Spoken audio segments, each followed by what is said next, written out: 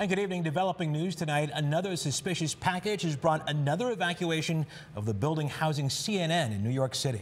Tonight, what they found, why Florida has become a key focal point, and how Ohio legislators are handling their security. Chris Ty is here with the very latest. Hi, Chris. Hi, Russ and Sarah. Let's start with that news from the Time Warner building, home, as you said, to CNN. This is the same building that had that package that triggered that evacuation. This happened tonight around 8 o'clock. A suspicious package was found, but the all clear was given after authorities say it did not look similar enough to the mailings from yesterday. They aren't ruling anything out, but doesn't have the same level of concern as we've seen in Florida and elsewhere. The total number of packages now of concern is 10. The last batch received this morning by former Vice President Joe Biden and actor Robert De Niro.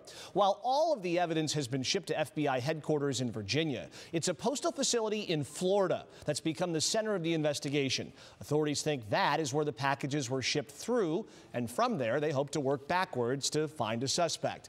None of these bombs have gone off, and investigators say they now believe some could never have exploded even if they wanted to. But it's unknown tonight if they were made to be convincing hoaxes or to cause fear, or if the bomb maker's design was simply flawed. We have to treat them as live devices. This is a protocol that our bomb squad people use, and it keeps everybody safe. If you were the bomb squad detective, how would you treat it?